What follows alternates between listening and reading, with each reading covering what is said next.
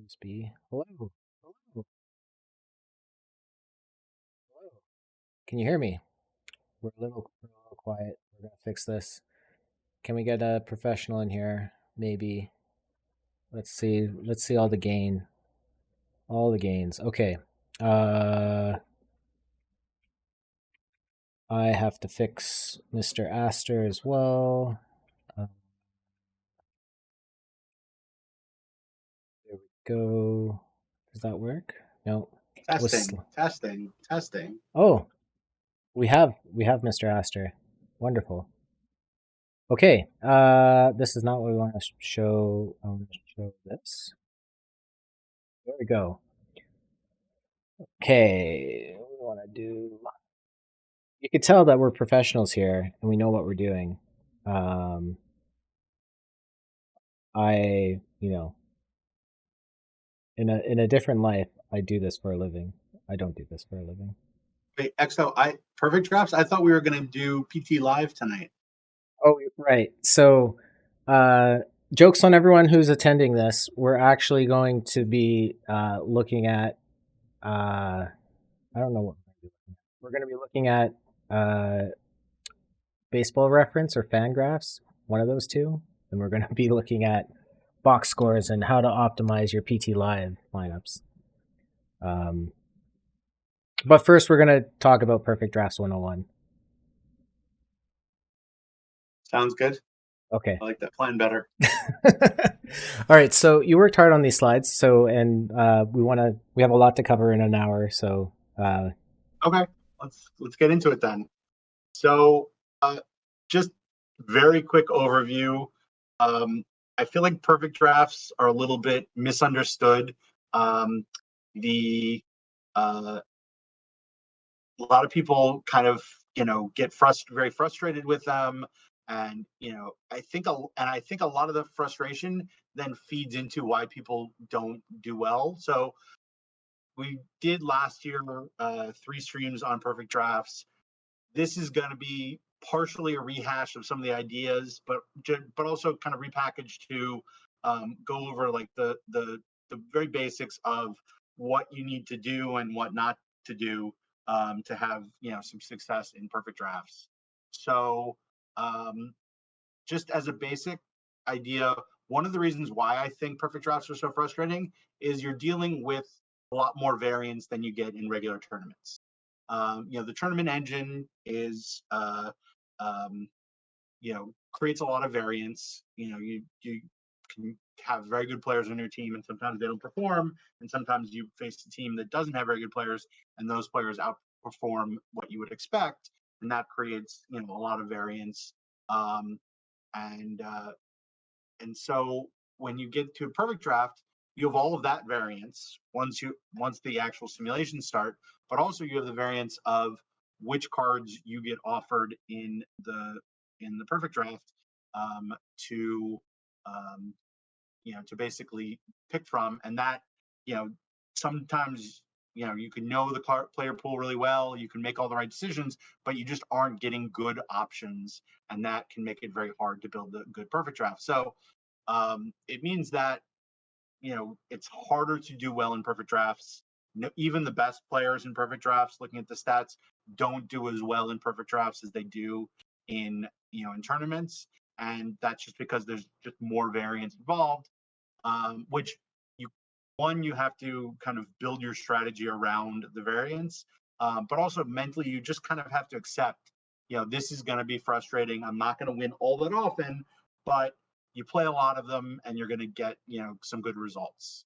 Um, and the other thing is, because of the nature of all that variance, there's just no one simple method to achieve consistent success. There's some things that you can do better, and there's also some things you can avoid doing um, to kind of put yourself in the best position. But there's just nothing that you can do where you're gonna do well in every tournament. That's just not possible. Even the very best perfect draft players only make the top 10 in like the daily or the weekly, maybe every other week, and so it's getting easier just because you can play in so many more now with PT Plus, that the a good PT Plus player can, can have enough shots at it that they're probably going to do well a decent amount of the time, but it's still really hard. So the first thing we're going to do is look at some of the common mistakes that I think people make that really hurt their chances of winning. The first one, it's kind of ridiculous, to have to mention, but it really is true, and I'm guilty of this, as well. There's a lot of people that sign up for a perfect draft and then don't draft the team, and end up obviously losing in the first round very badly. And it's extra frustrating in perfect drafts when if you get knocked out and uh, you can then go and sign up for another one, but it's probably not firing if it's a weekly for like a day or two, daily, maybe, 8, 12 hours till the next one. So, you got to build um, a plan for how you're going to make sure that when you sign up for a team that you actually draft that team. Obviously, the best way is the minute you sign up to go in and draft. That sometimes, just with life schedules and everything, doesn't work. Um, I try and have like a couple of times each day, first thing when I wake up, when I get home from work, when I'm getting ready to go to sleep, where I kind of sweep through and look and see, do I have any perfect drafts that are, where I've signed up but haven't drafted yet, and make sure that I do those drafts, as soon as possible. I've definitely this year, a few times noticed just as the draft had kicked into um, the countdown to start that I'd missed my opportunity to draft a team, and then basically waiting to quickly get into the next one. But um, uh, you I've know, often struggled when I like have a draft that will pop at like 6 a.m. and I right, like sometimes forget that I'm not up at 6 a.m. yeah, and that's why what I really like to like before I ready to go to sleep, um, uh, and um, make sure that anything that I think is going to, draft in the next, obviously 6, 8 hours that I'm going to be asleep, but then also, even into the morning, like I'm just figuring I'm probably not going to wake up and want to do it. Um, so I think that, it's just one of those things where if you can build kind of a system for yourself that you make sure either you're drafting right away or you've got, a method to check. I've thought about like setting up like a reminder thing on like Google Calendar to like, you know, let me know when I'm getting close. But just haven't, been that motivated to do that. But I do think it would help, to make sure that you are putting an actual team out there. Now, more likely than completely forgetting draft is I see a lot of people that they, they start the draft, they get an awful first round, or maybe, okay, first round, but they get an awful, diamond round, and they rush to post in Discord about how awful the options are. And then I think there's a degree to which you just kind of check out. Like you don't necessarily. I don't think there's that many people that just like turn off their computer or or let the clock run out or anything like that and just have their diamond cards. But I think people kind of just rush through the draft. I've seen a couple of streamers be doing a draft, and if the first couple rounds are bad, that they're just kind of zooming through to get to be done with it. And I think you kind of have to, adjust your mindset to say, listen, I had a bad first round, or sometimes even you have a bad first, second, and third round. Say, let me see what I can salvage from this because, there's some really good hitters in the gold and silver rounds that if you draft them and they get hot, they can really make up for some bad picks in the early rounds. Obviously, there's huge difference in value. If you get like the perfect Lou Gehrig versus getting, you know, um, perfect Goose Goslin as your first pick. But um, but you can sometimes make up for that If you really follow your plan, draft smart the rest of the draft, and then obviously you need some luck, but you kind of need some luck anyway. So um, yeah, I like to, even if I have a bad first couple rounds, I just you know pick the best choice of my limited options in those early rounds, and then just really try and kind of take it as a challenge. Like, okay, let me see if I can, dig myself out of the hole that the draft put me in, At and find a way out. at the very least, you're going to be uh you're going to give yourself a chance, which I Right. think, like, you may not win a PD, but you're going to at least, hopefully be able to get out of the first round, get a couple of points and whatnot. Because, like, for me, I think I've qualified for all the traditional tournaments again, but I'm like 30 in everything, so it's not like I'm rolling in cash.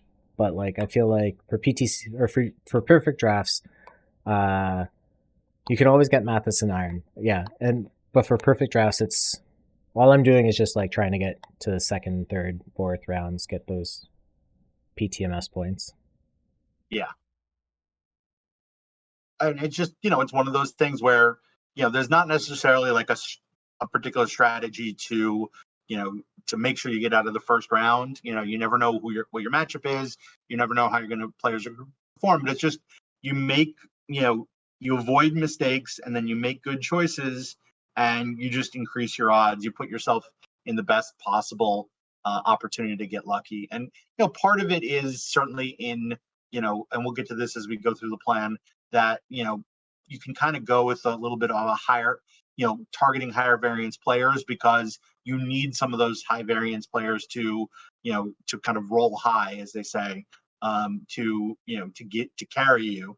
Often if you look back at a tournament where you won, if it's a daily that's 64 teams, or especially if it's a weekly that's 128 teams, you often have one of your big power hitters, and sometimes it's a perfect or a diamond power hitter, but a lot of the times it'll be a gold hitter that hit like a dozen home runs and 35 RBIs and just absolutely carried you.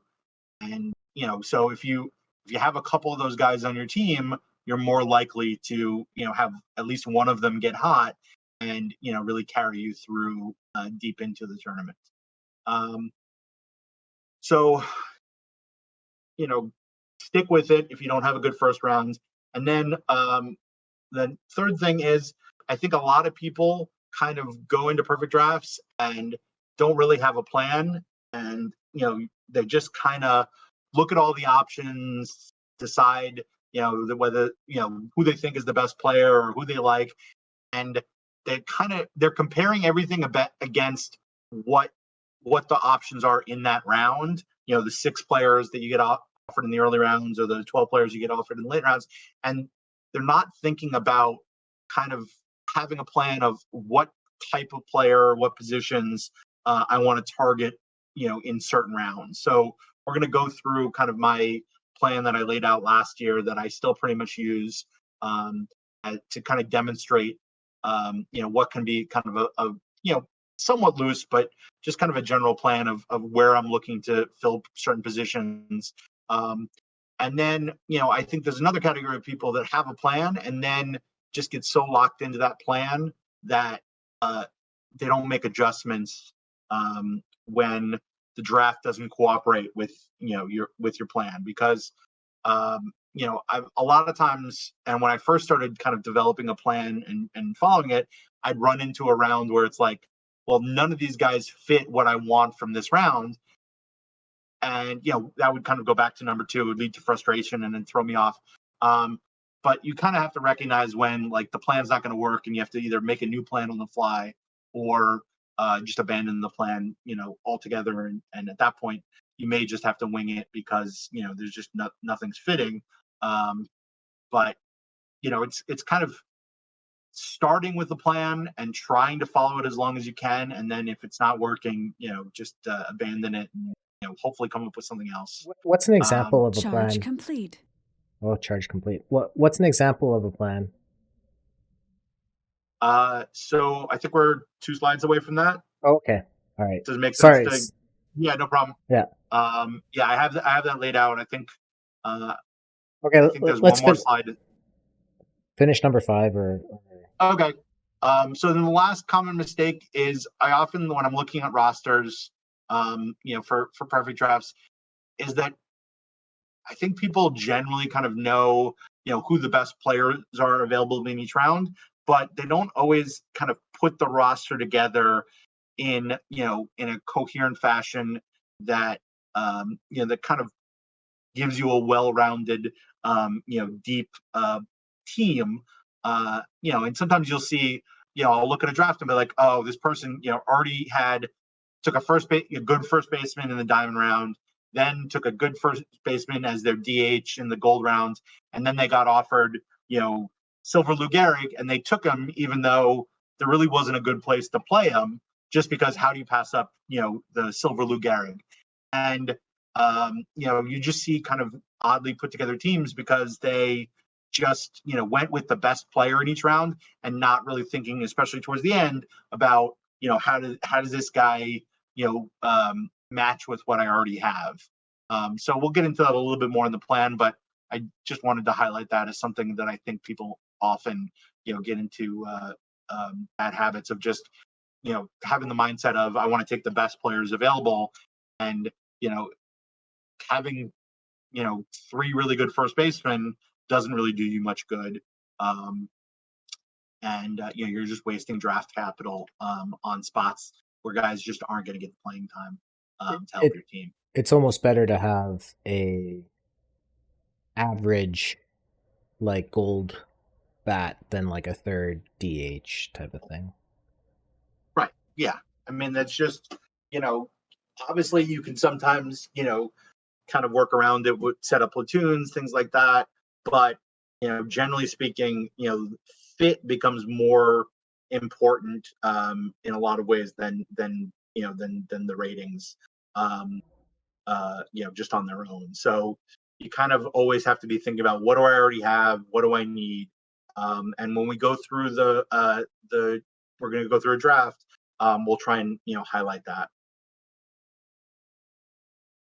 So just in terms of how I come up with my basic plan, these are kind of the main things that I try and think about. Um, from my experience with this, the pitching just has greater variance to it. You can take 100 pitcher and he'll have a 5 ERA in your 6 starts, and you're just kind of you didn't really get much value out of that. Whereas if you look at the performance of if you take a top hitter in the perfect round, they're not always going to be dominant, but you're very rarely going to get a guy who hits and you are dealing with small sample sizes in one particular tournament, but you're rarely going to get, where you take perfect Lou Gehrig and he just does nothing for you. Um, obviously it'll happen occasionally, but your odds are better with that, elite hitter than an elite pitcher. And so that's why I tend to focus on grabbing hitters in the early rounds. Also, they just, they have more impact on the game than, a starting pitcher who, only starts one in every 4 or 5 days. Um, and the With the second thing is, with the caveat that in earlier eras when you go to a 3-man rotation, oh yeah, pitching is probably no, I definitely, we did a whole perfect draft. I think it was perfect draft 301 last year. That was just about the kind of adjustments you have to make in historical era tournaments. So most of my advice today is going to be for modern, and just kind of developing a general plan. But yeah, you want to make big adjustments, especially the farther you go back. If you only need a 3-man rotation, then an ace pitcher in the first round, especially as Sadaf was pointing out, if you can get Bullet Joe Rogan and he can pitch every third day and then also is a very good hitter for you the other 2 days. And especially if it's a no DH tournament where he's hitting every day and pitching every third day, that's just such a huge value that if you get that in a pre 1960 tournament, you're giving yourself a very good chance. Obviously, nothing's a guarantee, but that's definitely in that kind of a situation, Bullet Joe Rogan's definitely the most valuable card right now. So my second main principle is that if it's a close call, lean towards getting a player with roster flexibility over a player that only plays one position. Now, obviously, you can't take that too far. If your options are perfect Lou Gehrig or Tony Phillips, who plays 4 or 5 positions, you take perfect Lou Gehrig. However, if say your options are Tony Phillips or Boog Powell, who's also a perfect card, Boog Powell's probably still a better bat than Phillips, but I think the roster flexibility and the excellent defense at multiple key positions, I probably would take Phillips, because that way it helps that depending on the cards I get in later rounds, that I can maybe move Phillips around and have that flexibility in building my roster. So this kind of leads into the third point: is you kind of have to know the player pool and know what's coming in the later rounds to help you make those decisions. Because the other thing with taking a guy like Boog Powell is a first base only, so I think he played maybe bad left field as well. But you take Boog Powell in the first round. There's so many good diamond, gold, silver first basemen that filling that spot early, unless it's really the only choice you have, is often a mistake if you have a guy that plays a more important defensive position, or is a strong bat and plays at multiple positions. Then I like that better. So that's just like another consideration that I like to think about as I start to build a plan, is if I can find guys that play multiple positions early, it just gives me a lot more options as I move forward. And then, as I said, number 3, knowing the player pool is really important. I think it helps in so many different ways. I know we're trying to move quickly, so I won't go through all of it, but the main thing is that if you kind of have an idea of which positions have a lot of talent and which positions are thin, it just helps you, where it stands out. It's like, oh, I got a really good gold, let's say, second baseman. I'm going to take him because the silver second base options are, if you don't get like one of the future legend guys, there's just a lot of guys that are either all glove, no bat, or there's some decent bats that have no glove, but there's just not a lot of like standout options, once you get past a certain level at that position. So I think knowing that really helps. And then in terms of how you learn the player pool, one is just doing a lot of perfect drafts. If you're playing a lot of them, you just see the same cards over and over again. And then also it's playing tournaments at various different levels with these different cards, and kind of knowing who stands out. If you play silver tournaments, then when you get to the silver round, you're going to really know what the options are, who you want to get, and who's out there. Am I hoping to get the one good silver, say second baseman, or am I looking to get a first baseman in the silver round, and there's 6 or 7 of them that would work. You're just trying to play the odds and have more options if you're leaving a spot open to the later rounds. And then the last thing is take the time once you're finished drafting to set up your roster, set up your sliders. It doesn't take long. I only usually spend like 2 or 3 minutes. I make sure to set up, if it's a modern tournament, setting up pitch counts for my starters, configuring my bullpen. I usually don't like the default setup that the AI does. So I make a couple small adjustments there depending on what kind of pitching staff I ended up with. Hitters, I take a quick look at the roster that the AI set up. Sometimes they'll play a marginally better defensive player who's just a 0 bat over a guy that you took several rounds earlier is going to be a better overall player. But I think sometimes the AI just gets enamored with the defense and and puts that guy in. So I like just to take a quick look, make sure, and then I go into sliders. I have kind of a default, package that I've saved that I just insert in there. I make adjustments for historical tournaments, but for modern, I just have kind of one that I use for most tournaments and for perfect drafts. Um, I know Exto did a slider stream a couple weeks ago. We've talked about doing one. I don't think there's a lot there. We're not going to get into it tonight because we're trying to cover a lot of stuff, but there's only a few things that I really think are important adjustments, but it just helps to make those couple adjustments once you set your team, just, so that you kind of can put your best foot forward in terms of how the tournament's going to play out. So that's the kind of basic concepts that I'm thinking about. So now we're going to go into the nitty gritty of what my general plan is. So early rounds 1 through 3, I obviously I focus on elite bats. That generally means guys that have big power, and if that's not available, obviously a good, well-rounded, hitter is fine. Um, Ideally, you'd like to fill up the second base, shortstop, and center field, just because the number of players that are going to be good bats and good gloves at those positions dries up very quickly. As you get later on, you'll find maybe a guy who's a good defensive, middle infielder or center fielder, but it's rare to find somebody who's both. So if you get Mookie Betts to play center field, or Cody Bellinger, or you get a Willie Wells, Jackie Robinson, those guys are really great cornerstones, because it fills up a position where the drop off is going to be huge. I mean, obviously, if you get Lou Gehrig in the first round, you generally take him, and you hope that he's going to have a good good hitting tournament for you. But it's not the end of the world if you don't get offered that, because you're probably going to get good first base production pretty much from almost anybody you take.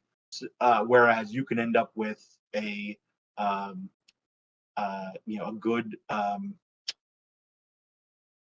a good first baseman, and then just an awful let's say second baseman or center fielder later on. I feel like And Gibson is probably not the best pick, even though he is an elite bat, because you're probably going to have to DH him, right? Yeah, I mean that's I would definitely say by far Gibson is the third best choice of those three, just because you're not going to want to play him at catcher, because then you only get like 60% of his production. You can play him at DH and he plays every day, but I don't think he's as good about as Gehrig anyway.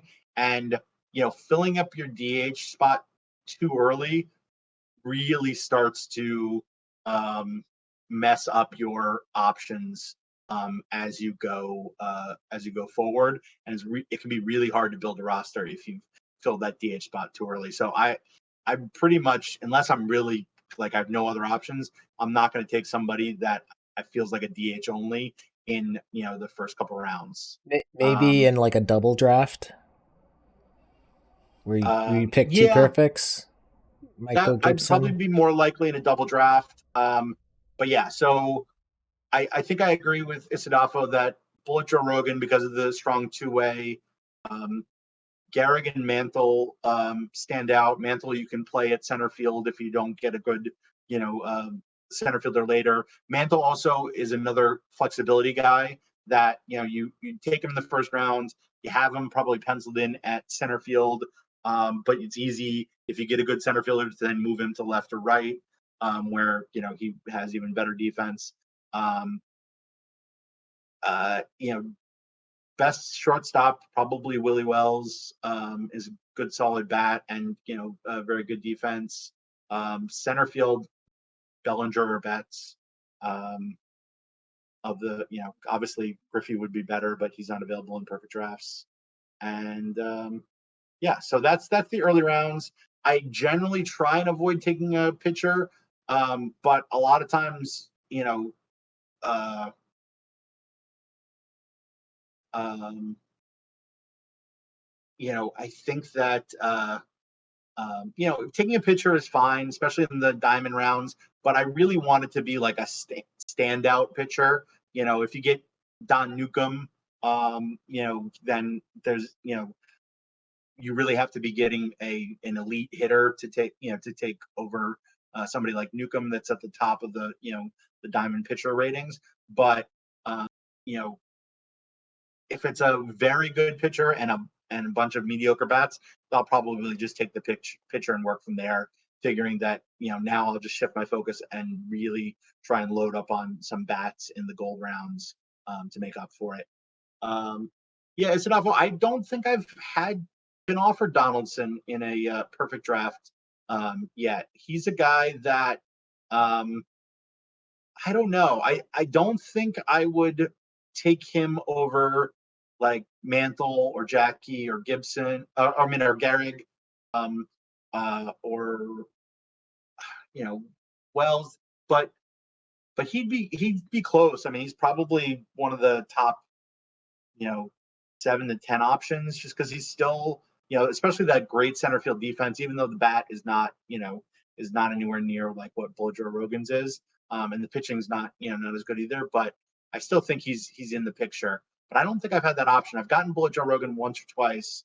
Um, I've gotten Mantle a few times, but I actually get Jackie a lot, actually because he's been in the player pool a lot longer than those other options. Um, and so moving on to the gold and silver rounds, um, this is really where you start to kind of build the base of your team. I like to have 3 or 4 of my starting pitchers by the end of the gold rounds. So that's by the end of round 6. So if I've taken, let's say, 3 hitters in the first 3 rounds, then I'm probably only going to take 2 or 3 more hitters in the gold rounds, and then 3 or maybe even 4 starting pitchers. It just there's just so many really good solid starting pitcher options. There's a number of the Negro League cards that are good starting pitchers. There's a number of the future legend cards, of the new baseball reference cards. There's just a lot of really good solid starting pitchers. A lot of the tournament rewards like Vita Blue or Herb Score. Um, so I'm usually very happy getting a couple of those guys. I just feel like they're a pretty strong, the above average guys at the gold round are just way above the kind of average starting pitcher at silver. There's some great silver starting pitchers, but there's not nearly as many of them. And so I feel like, you very often can end up not getting some good options. So if I see good options in the gold round, I'm usually grabbing them. Um, and then, as I get to the silver rounds, I'm usually kind of focusing more on fit and filling in the spots that I still have open, rather than getting the best player available. So I'm trying to fill out like my full hitting lineup and 5 starters. And then after that, you kind of sometimes you have like one more spot to play with. I'll either grab like a second catcher, or I'll grab a 6 starter, or good reliever to be kind of my stopper, my number one reliever. Um, and then this is where you start to deviate, is if you're just you're not getting anybody that fills a certain position, then add in another spot that you think is helpful. Generally, for me, that's usually to grab a second strong bullpen piece, or if I see somebody that I think would, maybe has some multiple position eligibility, that like, okay, this guy is going to fill in multiple spots, or maybe a good tune partner with one of my weaker, positions that I filled. I'll try and do that. But generally speaking, I find most of the time I may be able to leave the silver rounds with 8 or 9 hitters, 5 starters, and then maybe one bullpen guy, and maybe slight deviations from that. But I really try and avoid where I've left multiple kind of starting spot holes in my lineup and my starting rotation when I'm done with the silver rounds.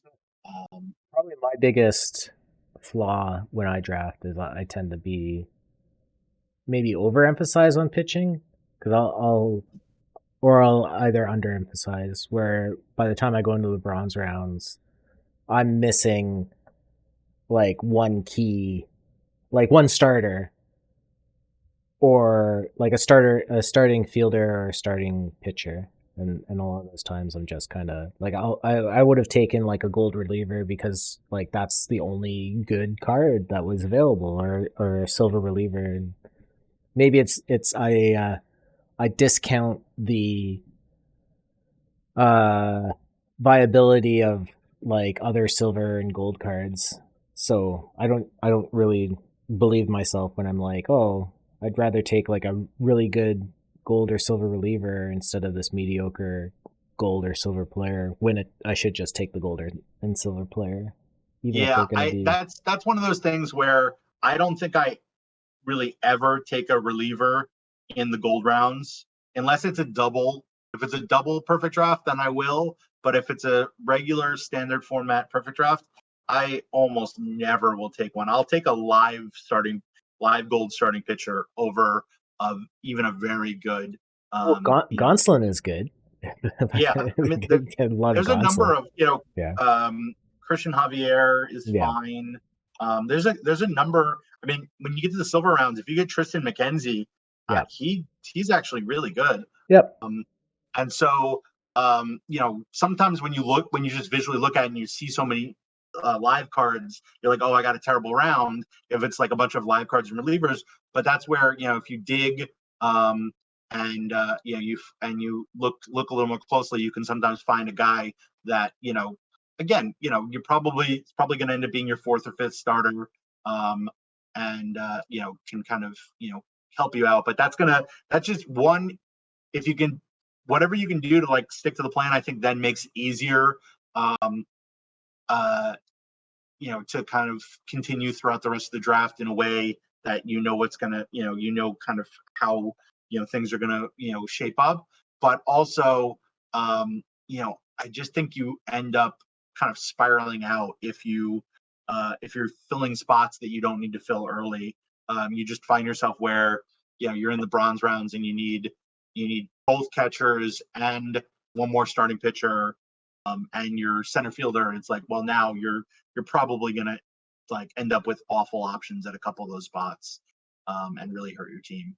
Um, so that's the gold and silver for the bronze rounds. You're getting 6 total players. I usually, by this point, if I've done a good job and I filled all my starting spots, most of my bronze picks are going to be pitchers. There's usually a lot of like kind of mediocre to decent options. Obviously, if you get like Wilbur Wood or maybe Giolito. Giolito or Oral Hershiser, um, there, then you grab those to get the great options. But there's usually a lot of the live bronze pitchers are actually fairly decent, and will fill a spot admirably. Um, I want to grab a backup catcher. Obviously, I'm going to be mindful of how many catchers I have left, of how quickly I grab somebody. But usually, if I see a solid, to mediocre backup catcher available in one of the early bronze rounds, I'm going to grab him and just have that spot filled and not have to worry about it. Um, the addition of Mathis to the player pool kind of gives you a little bit of like a backup plan. But even if you're going to be getting a catcher in the iron round, it still could very easily be an awful catcher and not Mathis. So I don't really like to bank on it. Um, I've occasionally in formats where you have a little bit looser, like historical tournaments where you have a little bit looser kind of bench. I'll sometimes grab Mathis as a third catcher. I've done that a couple of times, and then um, from there, when you're just filling out, you want to make sure at this point, if you've got a decent amount, I usually like to have 10 pitchers by the end of the bronze rounds. And then, and I want to have a backup catcher. And then I usually have one or two spots to have backups for some of the other positions. And there, I'm really focusing on guys that play multiple positions. It just makes it a lot easier to have a good, solid backup at every position. If you're taking guys that maybe not the best, overall players, but if they play decent defense at two or three positions, that's perfect. In terms of kind of giving yourself some depth and making sure that you don't end up with any positions where you don't really have a backup Because or that you have to use a starter at one position to back up a second position. right, so if you have five bench players, then one of them is your catcher, and then you probably want two out of the four to be multi-positional bronze guys. Yeah. I mean, because usually the iron round, I'm going to take two more pitchers to have 12, and then I'm going to be um, uh, um, three hitters in the iron round. So those, if you're only having your backup catcher and maybe one backup player, now obviously sometimes it works out that I only end up with nine pitchers through the bronze rounds, and then I have a little bit more stronger bench. But that's just a kind of, you make the adjustment, and then maybe you take one more pitcher in the iron round to balance it out. But yeah, so any of the guys, the for bronze, obviously a lot of the live players play a number of positions and usually play, can often play some decent defense at all of them, even if they're not very good bats.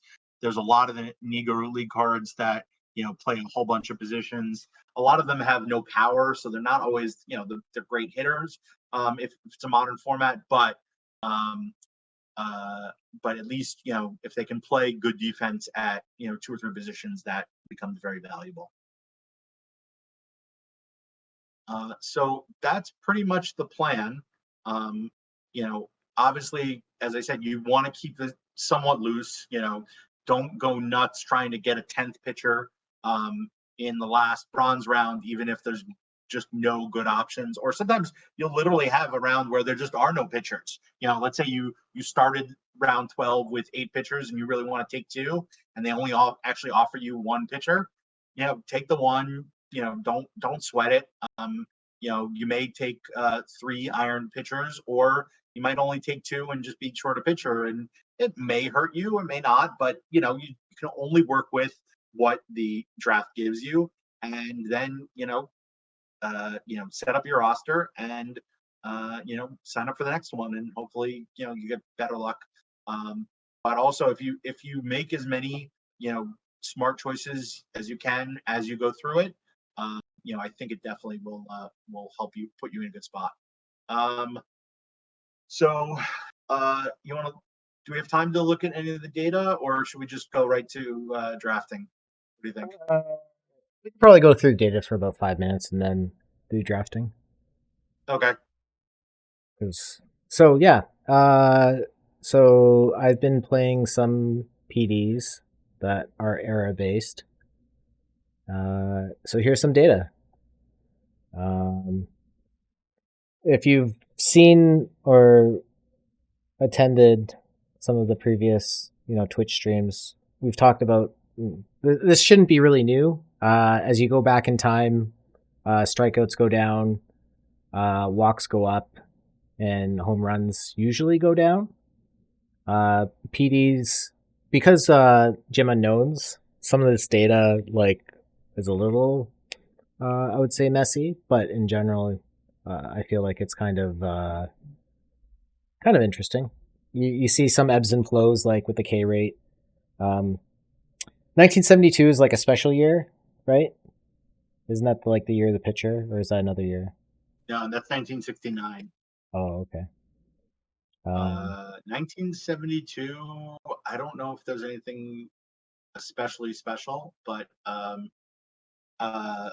but yeah, no, I mean, there's definitely the run environment of MLB shifted over the years, and some things you know yeah, that's interesting that 72 has the much higher strikeout rate, because that wasn't the year of the pitcher, but definitely it's a noticeably different run environment than the years around it. Um, that we have there. So, um, but yeah, so basically, I think that what to take from this slide is that if you know the if you play the format of a particular year, you'll kind of start to get a sense of it. But really, it's about the biggest thing that changes is the strikeout rate. That the farther you go back, just pitchers that have high stuff just they lose a lot of their value, and you can the shape of the pitcher that you want just kind of changes a little bit.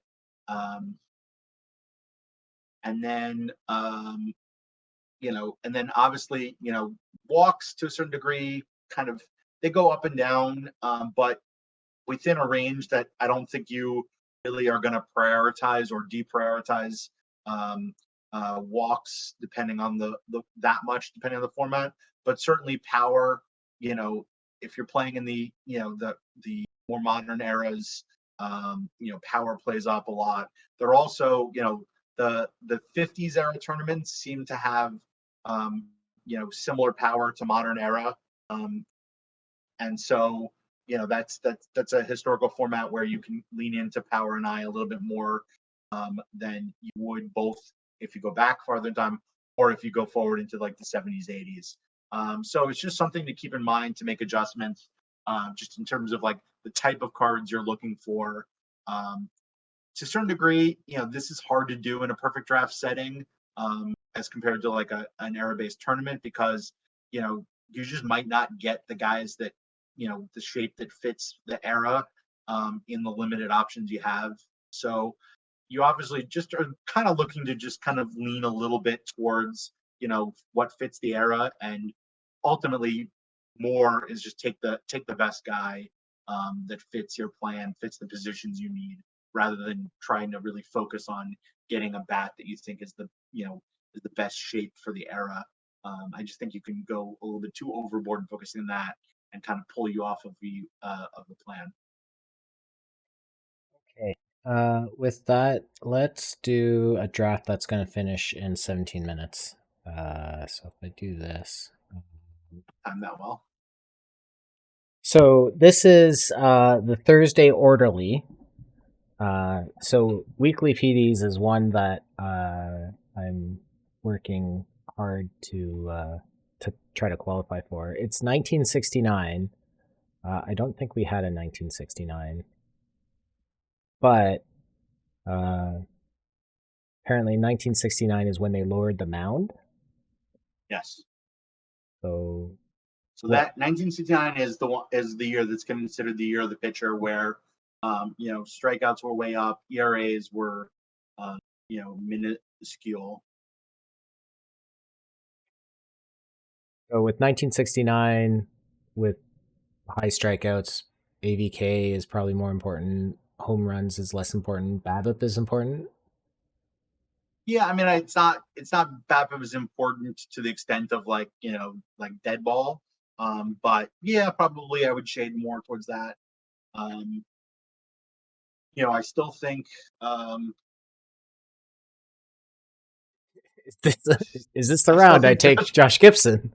I think this is a Josh Gibson. Again, to kind of like think about a little bit for a second before we pick anybody is 1969. You are going to need five pitchers, five starting pitchers, but they're going to basically be able to go, very high pitch counts. So, um, you know, early rounds, you do want to grab starters, but you don't want to invest a lot of higher picks in your bullpen. So given these options, I think Gibson's the clear pick. Because we were talking about DH, but to a certain extent, like you can play him at left Field. field. You even in a pinch could play him at first base. So I would probably default put him at left field, and then we'll see what we get, as we go. So to a certain extent, he's not bad just because he does give you some flexibility. Um, uh, Is this a Beltran is Beltron by for center? yeah. I mean, he's center field only, but it's a solid bat. He's very good defense in center field. That's by far the best option. Um, I've seen a lot of information, or a lot of people show me like Roger Clemens is a good card, but I just don't see how this card performs this well.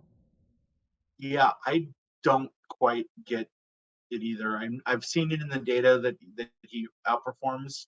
Um, I would think Walter would be better.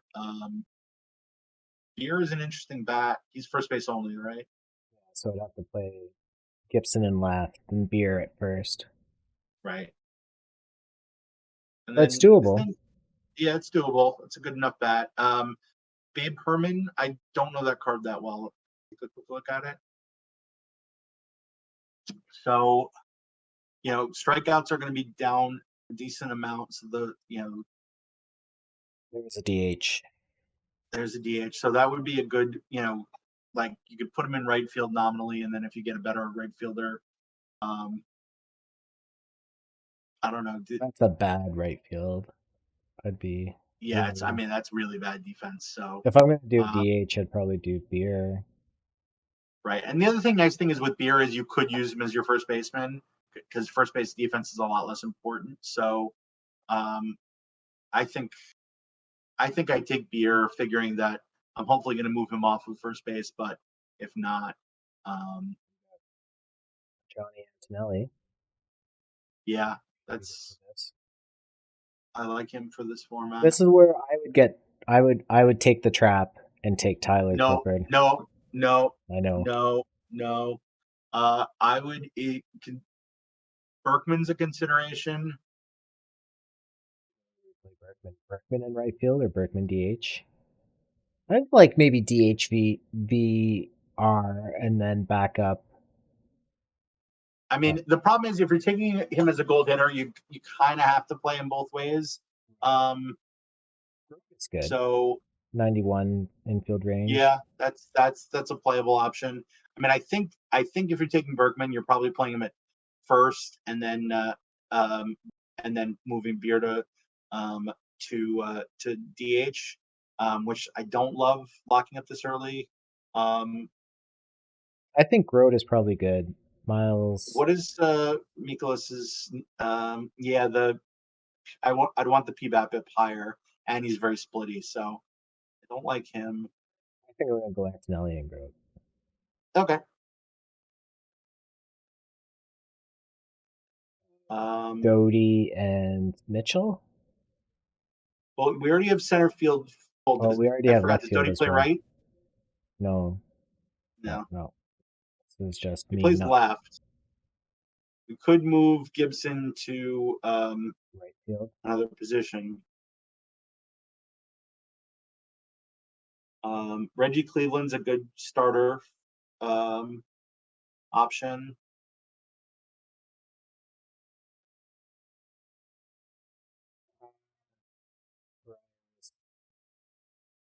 Good.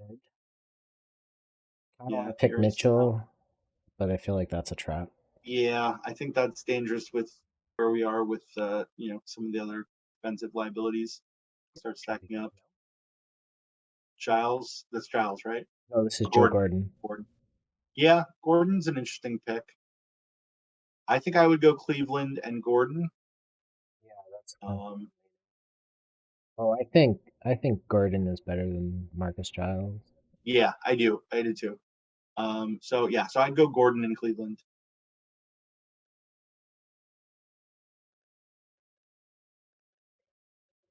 Yeah, that makes sense.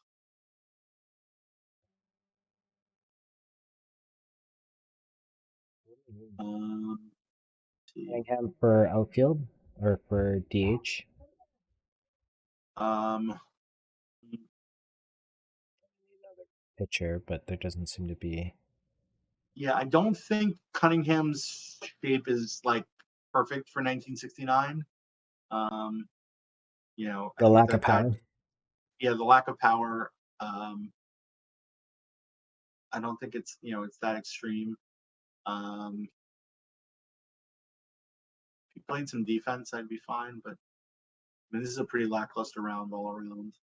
Uh, so we have first, second, shortstop, left field, center field, two starters. Um, Probably take Alvin Davis, be my yeah, third DH, but then You're, Is this where I take my gold reliever? I wish I had somebody else to point you to because yeah, you're only going to take one of those like first base options. Wait, No, Castellanos in right. no. Could play Hafey in left and move Oh, Gibson to right. I don't like any of these options. Otherwise, it's a pitcher.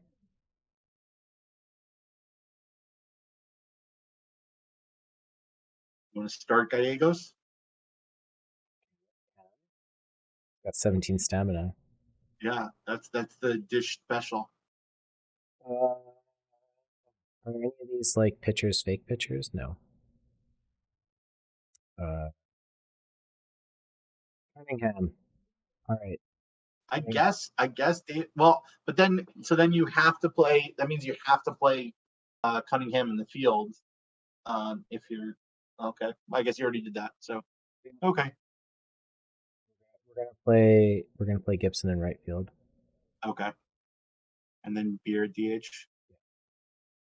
Okay, well we've got a beer league team shaping up.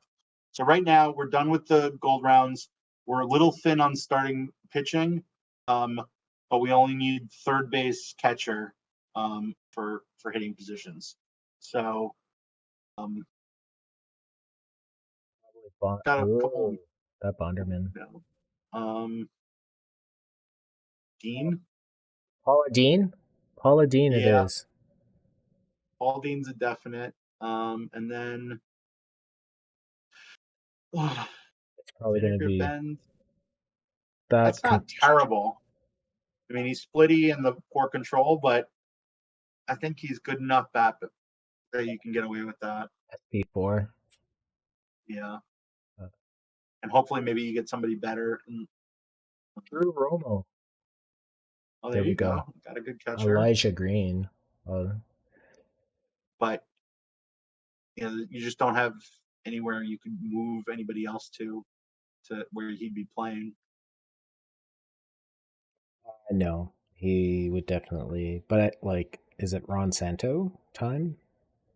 It's not a crazy option, but um, I feel like Loge would have a good profile for 1969. Yeah, yeah, that should be good. Yeah, that's a good fourth or fifth starter. Okay, so now we only need um, Third we've baseman. got catcher, first, second, short. We just need third base, and then either utility guy or a sixth pitcher. Do we have anybody who plays third base? It's the Negro League guys. Uh, Bernie Freiberg. I don't think that card's any good if I remember correctly. he's a defensive Uh, guy. That's not the defensive guy. worst. He's It's a not little the worst. It's a splitty. pretty. I mean, the problem is I just don't know who you're going to get in the bronze rounds. That's going to be, you know, any better than that. Certainly, probably not better than that. Um, so, given the fact that we don't have any other holes, I think I'd take that. And then, hmm, Person to get the corners or Stone. yeah, Probably I could Stone. live with that.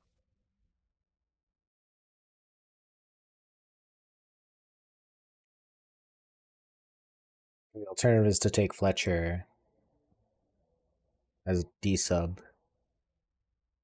Yeah, who's our shortstop again? Dick Groat doesn't Um, really need a D sub. no. So if it was Ferguson that played second and short, I would say yes. Um, so I would probably take one of the Negro League outfielders just for having the depth. Okay. Uh, Dylan Tate is probably good for this. Yeah, I think Yeah, that's good. see that. Uh, Beeb is a reliever, maybe. I think that works. Not terrible. The stuff doesn't really play. Does Smalley play multiple positions? I can't remember. First, third, Yeah, and but none of short. them well. That's not the worst. Volpe No. covers 3 positions as well. Second, third, short. Yeah. So maybe Tate and Volpe. Yeah, I can live with that. And then Narvaez. Yeah, it's a good defensive catcher. Zamora. Yeah, I like that. So let's This is a see. We've got 3. Oh, right, because this is orderly. all right. Uh, Um, Hernandez? Is he? now I don't like the. I don't know Gumpert. This No, is not Gumpert's bad. not bad. Yeah. Yeah. Okay. So now we're at 8. Uh, we need how many relievers? We've got 8. We probably want maybe 2 more. So and Jelly then Jackson and Wally Bunker. okay. I got no objections. I don't even.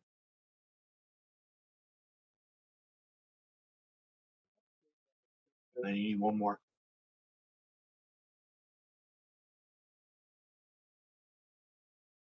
So we need an outfielder because we don't want Stone backing up all 3 spots. Any decent outfielder here?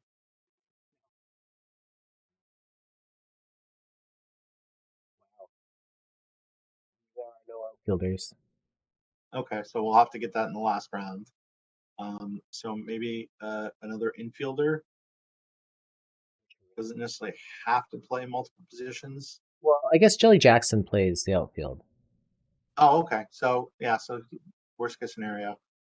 So yeah, so just at this point, I think you have enough depth, and you're going to be because it's an era that you're going to take a couple extra fielders. It's just like there's anybody that plays, that's got a decent bat, half decent bat, or plays really good defense at even one position. I would take at this point. Nick Stewart. Yeah.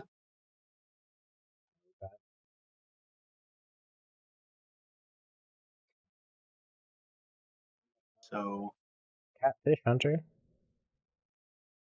yeah, probably home runs might not be they're not great, but then Arnovich is the only outfielder who plays really good defense at one spot, so I'd take him. And then I don't know. This whoever this is not going to get a lot of playing time. Bubba, So Bubba, because he's got center field and right. there we go. Excellent. Let's go, Bubba. Okay. I don't think you can lose a perfect draft if you have a Bubba on your team. So that's my other hint. So basically, when we were talking about sliders, we were saying that for here, like I usually do 96, but we probably want to do 85, 51 because this is a historical draft. Probably don't want to do that. Stealing. We probably do need to do a slider stream at some point, just because I actually think we're starting to disagree with each other on some stuff with that. So I think that might be a good conversation where we would hopefully start throwing chairs at each other and stuff. Which I don't think I could throw a chair all the way to Canada, but I'm willing to try for good streaming. Slides. We have more slides. Okay, While I deal with this. jump back into the slides. Okay, so let's see. You want to start with Diamond? Okay, so I just picked a couple of random formats this week. Diamond, I thought was interesting because we have a new um, uh, weekly Diamond King for the first time all year. Value City Viffers finished second, so not a big fall, but Laertes, New Orleans Crestons won the week. The first first team other than Viffers to win a week this year. So that was notable. Really, just an absolutely insane, streak to win 11 straight weeks in the same format is just mind-boggling. I mean, there's there are very few teams that have won even like you know the same category more than like 2 or 3 times. So 11 out of 12 weeks is just absolutely mind-boggling. Um, and then let's see, what was the other